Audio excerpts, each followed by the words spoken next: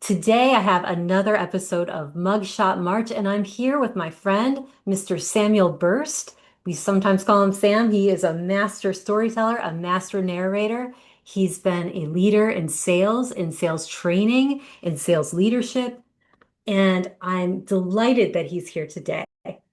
Welcome, Sam. It's good to be here, Kimberly. So you may recognize that voice if you listen to the audiobook from Grievous Deeds. Sam was our narrator, and he was wonderful at it.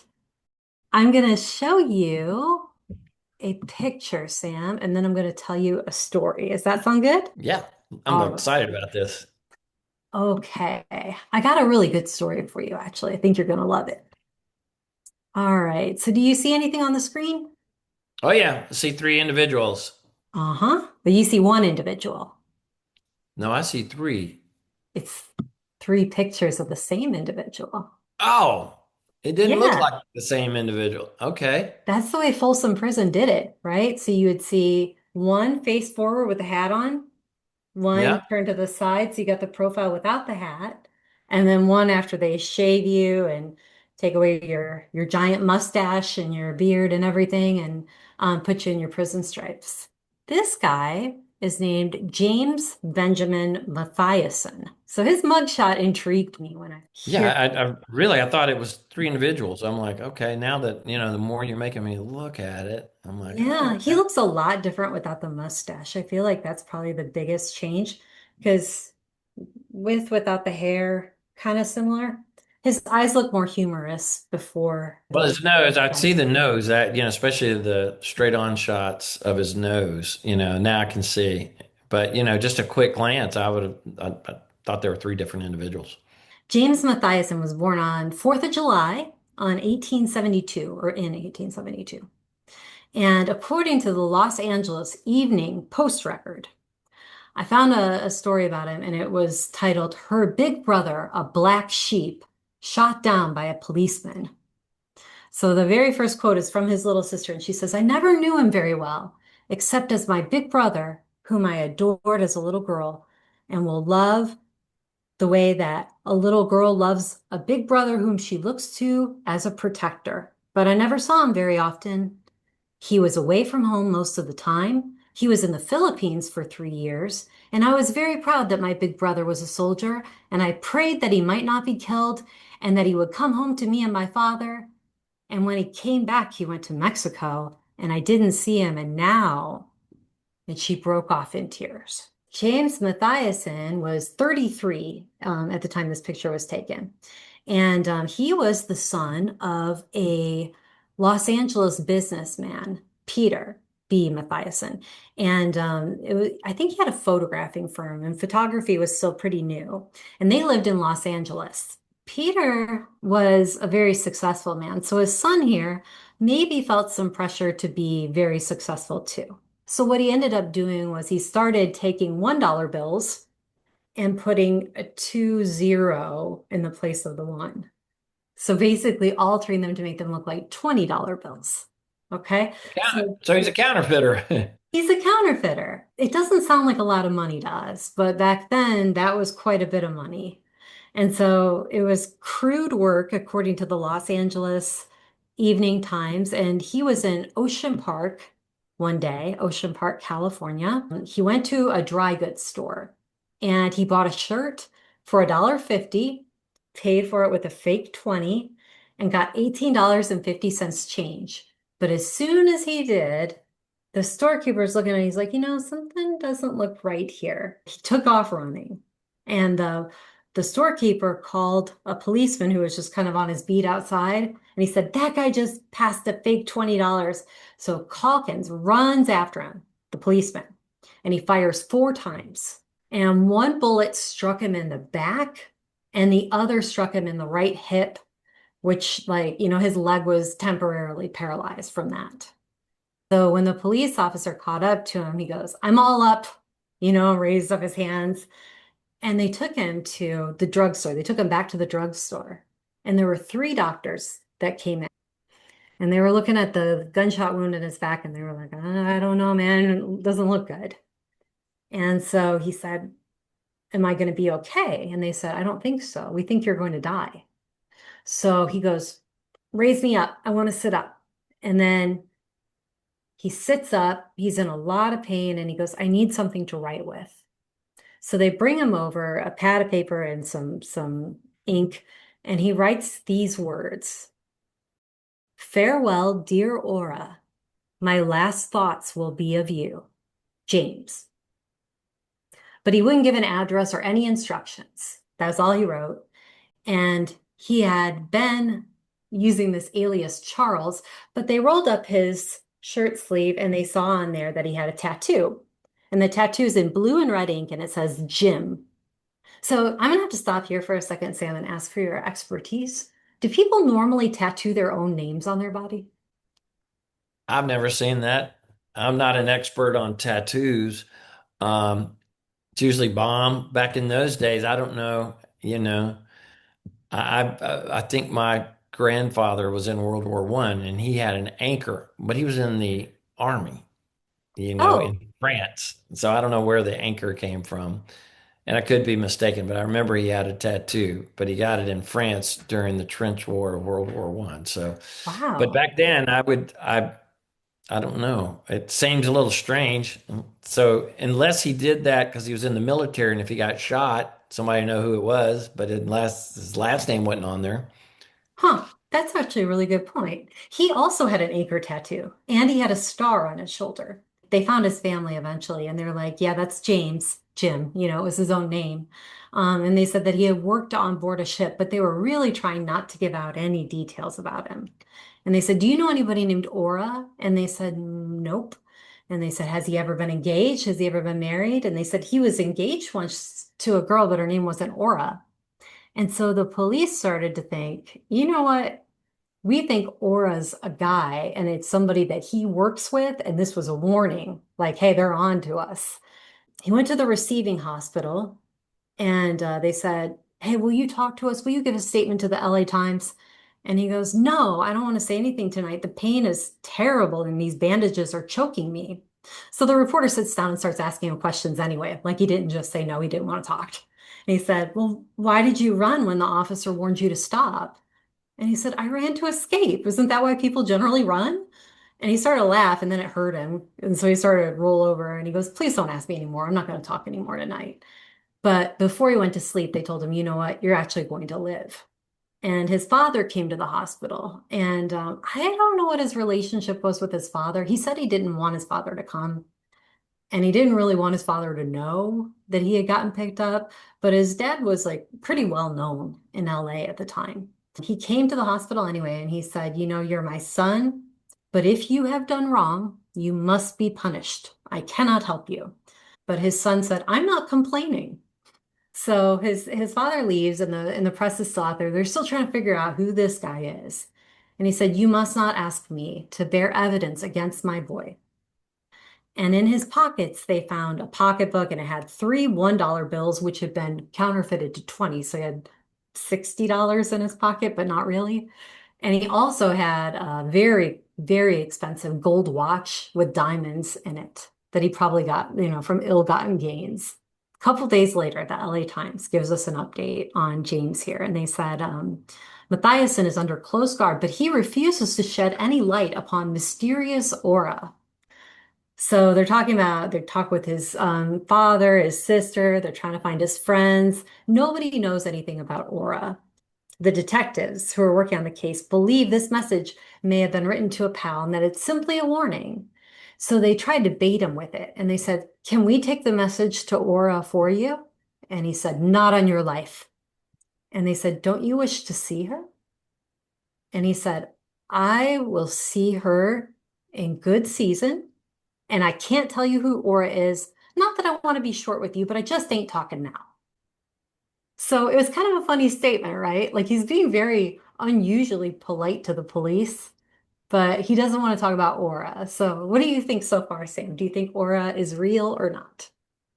Um, I don't know. Could Aura be a man, right? I mean, it's the day and time that, if he was a homosexual at that time would have been really, really difficult. Oh, yes, it would. or if he was, or Aura was a woman who was potentially married, or there's several things. I mean, or why is he? Or it could be just the initials for something that his next or one of his big adventures, like you were saying, that he may be in cahoots with someone else. So, next thing that happened is on Christmas Eve. So, this all happened in October, and it took him a while to recover. But when he did, he pleaded guilty to all these charges. So he basically had this racket where he was running the $1 to $20 scam. And he also was writing fake money orders. And sometimes he would write them for like a small amount, and it would be for somebody in a nearby town. And then he would just go to that town, pose as that person, and then alter the money order for a lot more money. Turned out that the crimes called for 190 years in prison and $130,000. That's how much Ooh, he was supposed to, repay to society, which seems kind of funny for a financial crime, don't you think? yeah. I do too. I do too. I wouldn't think that that would be that big of a deal. Not that it wouldn't be a big deal, but you know what I'm saying. Well, back then, think about what year was this This all happening? was 1904. Remember, that was before, like, I guess, all the financials and, all the Yeah, regulations and everything. And, our currency was probably on shaky ground. So anything that would, you know, be involved or anyone involved that could, cause a Great Depression or financial collapse, excuse me. I mean, it starts with paper way back then. that's really interesting thought there. The judge felt really bad for him, and he found a little technicality in the law. And maybe, I don't know. I'm always so suspicious, but I was thinking like maybe the father paid off the judge. He got 12 years in prison and a $19 fine. So it's significantly reduced, but he found some little technicality that allowed him to do that. With 2 years off for good behavior, Mathiason will serve just 10 years and he'll be 43 when he gets out of prison. But this was his mugshot at the time. And one funny thing, you probably can't see this because it's so, so tiny, but I'm going to blow it up and show you. If you look at his booking chart here, December 30th, 1904, that's his inmate number, Right. 5942. James B. Mathiason, Southern District of California, felony, 3 counts, Hmm. 12 years, fine $1, age 32, born in Illinois. So they got that fine reduced down. But one thing I think is interesting, you see how his mouth looks right here? Yeah. So if I wish this the other day Taylor Northcutt was on this show with me and he was talking to me about like how people's face how you can read certain things. But I watched the behavior panel too, and they said anytime somebody's face is asymmetrical like that, making an asymmetrical expression where one side doesn't look like the other, it means contempt. So maybe he was feeling a little bit contemptuous or a little bit just disgusted to find himself in this position, you know? And that was an interesting. I watched that podcast because he's kind of an expert on that facial identification, and that's really interesting. He's an interesting guy. What do you think? What do you think he's probably thinking right now? I don't know. I mean, I would like to know what was he like before going to the Philippines and before joining the army. Was he, always trying to live up to expectations of his father, of society? I mean, what did he have to hide or what did he have to, why did he put himself in those predicaments? And did he have, some traumatic experience in the Philippines? And which war was it in the Philippines? Was it U.S. involvement or The was he US a, was involved like early on in Theodore Roosevelt's term, so that would have been like 1901. yeah. And, I guess,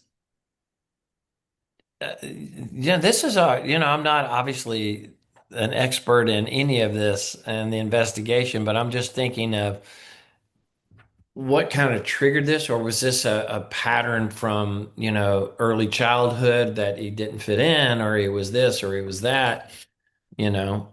Maybe he wanted And nice things. You know, he had that really expensive watch with the diamonds and everything, and and that was a status symbol too in the yeah, watch, right? Sort of yeah, like the Rolex today, and the hat.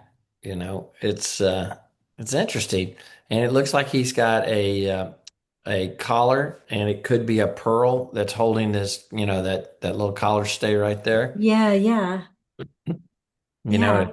tweed jacket. And yeah, He's dressed nicely because, you know, like I could show yeah. you pictures of other convicts when they come in and they don't look so great, you know. No, But he looks pretty dapper, I would say. looks like a businessman in 19, a Yeah, four. Yeah. 1904 for Yeah, sure. it looks like that you would see, on a photograph of a businessman. Actually, he looks like one of my uncles from like that period of time. No kidding. Was your uncle's name James? No, no, it wasn't. And it was interesting, but there were cups that they would drink out of, and it's if a man had a mustache, it was a mustache cup where they would drink, and the mustache wouldn't get all the stuff in it, and he had a big mustache. Oh, that's so awesome.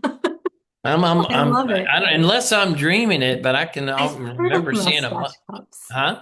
I've heard of mustache cups, but I didn't know what they were. So it's like a Yeah. specially shaped cup where your mustache doesn't get Well, it into just your looks drink. like something like a mustache, like you would see, on like the fake mustache that they put on. It looks like it's like on the porcelain on the coffee cup or I the love it. tea. Some time has passed, about, well, I guess that would be 5 years, wouldn't it? Because it was almost 1905 when he went in. So Hmm. January 25th, 1910, all of the convicts who were federal prisoners, because he was a federal prisoner because he had defrauded the US government. Right. All of the federal prisoners were taken from San Quentin and from Folsom, and they were all sent over to Fort Leavenworth, Kansas. There's a big prison out there. Yeah, And that's a military Leavenworth yeah, yeah. military. Yeah. They went on a special convict train, and it was just part of their government policy to go to this one federal prison. So altogether, there were 14 California prisoners that went out there, and his new inmate number was 6882. So if you think about the timing here, Sam, he went to prison in December 1904 for 12 years, but he could have been released after 10 with good behavior. He doesn't seem like the type of guy who would act up and cause problems. Like he'd probably just follow the program, do his time, and get out as soon as he could. Do you agree with that? I don't know. Why? Tell me. He's he sounds pretty smart Hmm? in one aspect, you know? And counterfeiters, I would think, they're always trying to game the system, right? They're trying to game the system. So I would think he would probably try to game the system in prison or, something to that effect. I think he might. I don't like his eyes look ornery to me. Like he looks like he might be up to something. But what you said is in his interrogation is how friendly he was and this and that. Yeah. So Not that I want to manipulative. be short with you, right? Yeah. Ah, Yeah. interesting. But I know that the longest he would have been there would be 12 years. So that would be December 1916. But he could have been out as soon as December 1914. 14, right? Okay. So during that time frame, January 1960, in the St. Louis Times, and it says daughter sues to break the will of P.B. Mathiason, his father. So his father had died December 19th, 1915, and he had three children. And he had a pretty good estate, especially for the time. So his estate was estimated value was $525,000. So Wow. today, that would be approximately $15.7 million. Mr. Mathiason divided, he had three children. He had two daughters and a son. So he lived with his daughter Gertrude, the one who gave the very dramatic thing at the beginning, right? Right. And he divided his estate up between his three children. He gave James $500 out of 525,000.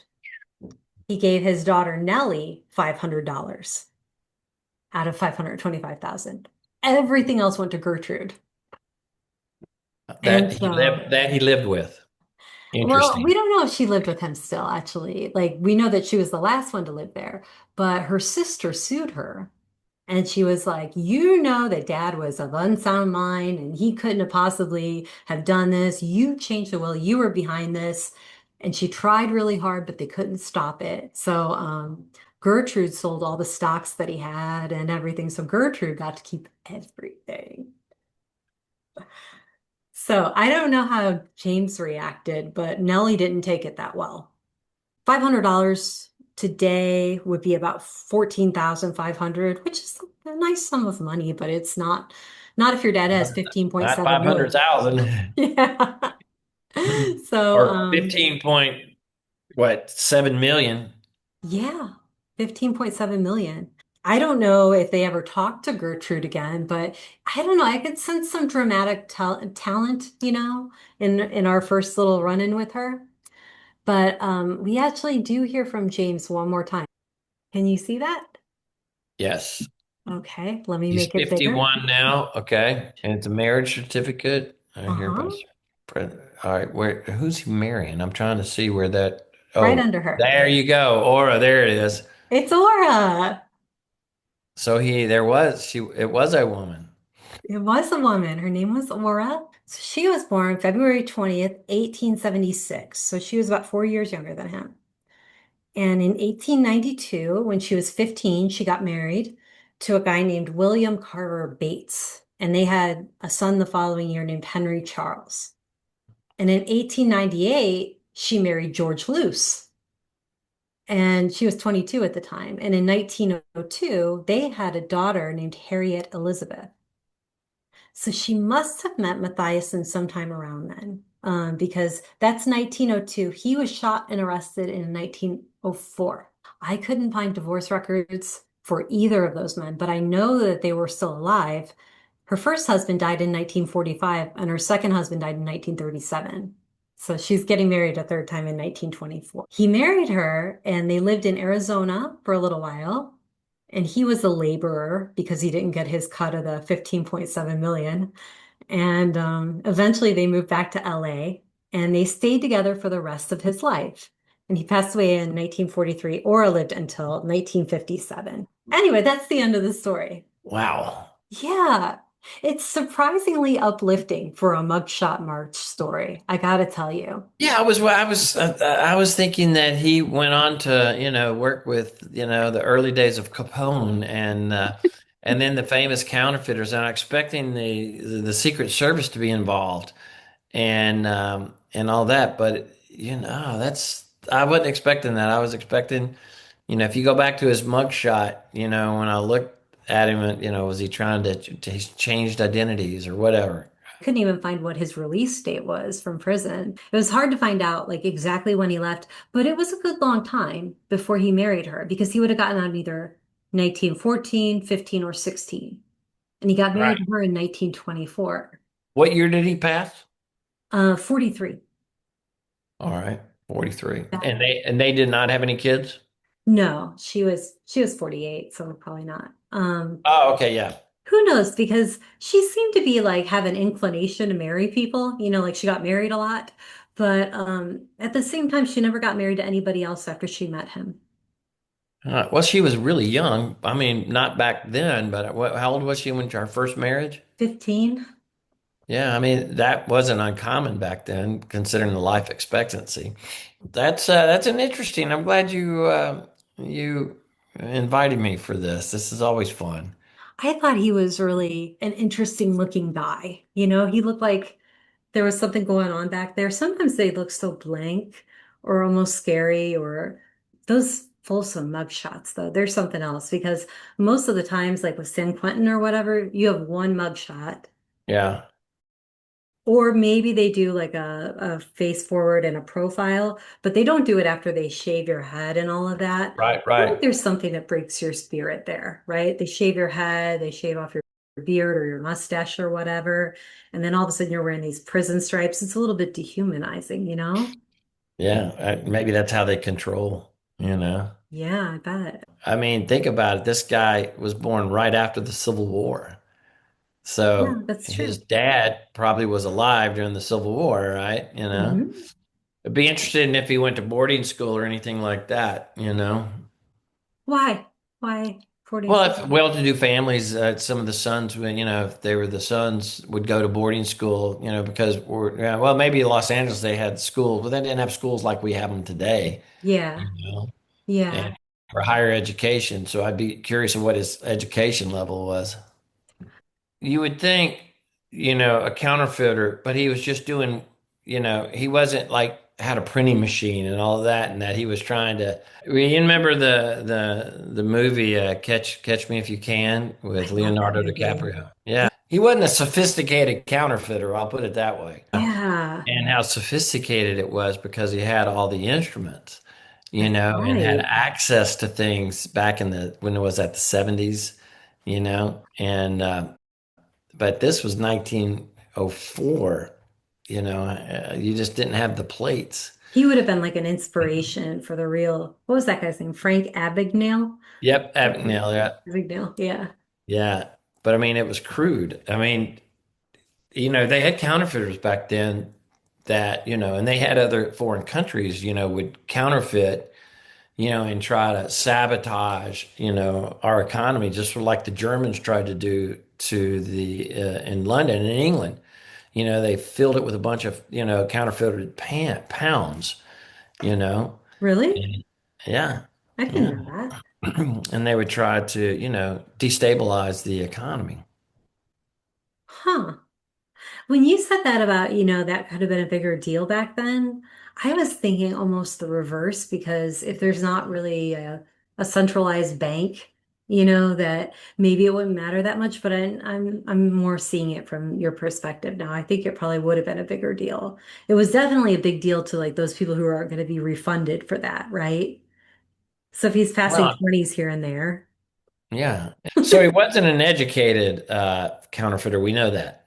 No, I mean, he had to have his own name tattooed on him. We could here speculate all day, but it is interesting, that like a gentleman thief, right? He was a gentleman thief, but I just like him. He seems kind of ornery, you know? Yeah, yeah. I don't know. It'd be interesting to see if there were any more writings, but or anything else. But what's interesting is that it was in the LA Times, right? Hmm. It's in the LA Times, San Francisco, all the big California papers were following it. So there was to have that kind of interest at that time, so it was a big deal. I Well, mean, I think there was like all the elements were there, right? He had the mysterious maybe love interest. He was supposed to go to jail for 190 years. There was all this stuff that he had done, and he was kind of this dashing figure who'd been overseas when most people never had been. And well, what was interesting, the reporters were in there asking him questions like when he had just been shot yeah, and, self-incriminating. What is the fifth? but that was before Miranda rights, right? He was smart enough not to go down the road too much. So no, Lord Yeah. knows what other side hustle he had going on. He could have had some other side hustles. This is why I like discussing this with a master storyteller. You need to be writing a book. Well, I've got a lot of stories, so we'll see. Thank you, thank you, thank you for the invitation, You're and to all welcome. your fans. I'm one of them. We wish you more interesting articles and books and podcasts. Okay, All right. Well, I do need somebody to narrate them, so it's got to be a package deal. there you go. All right. Walking for yourself. That's right.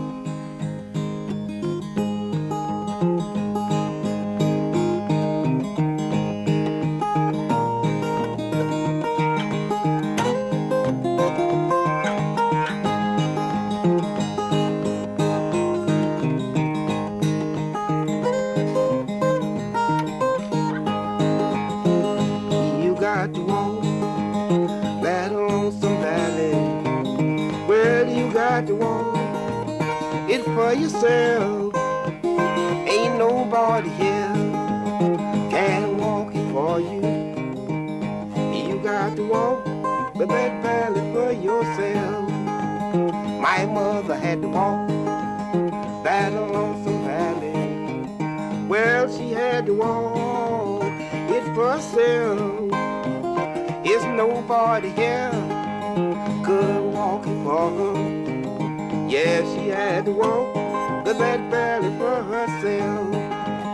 Oh yeah, she got to walk that lonesome valley. Well, you got to walk it for yourself.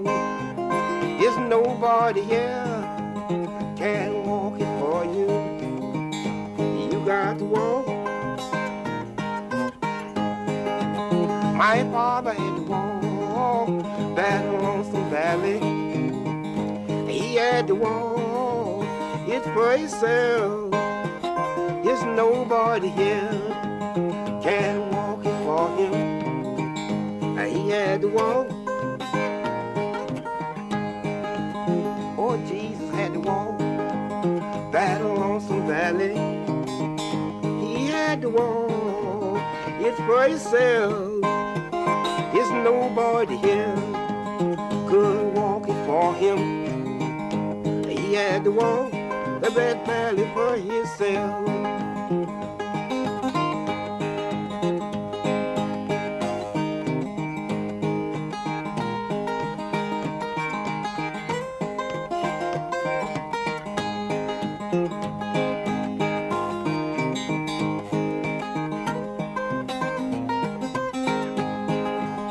Oh yeah, you got to walk that lonesome valley.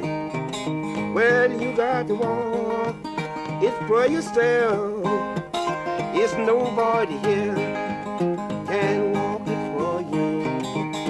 You got to walk the Red Valley for yourself.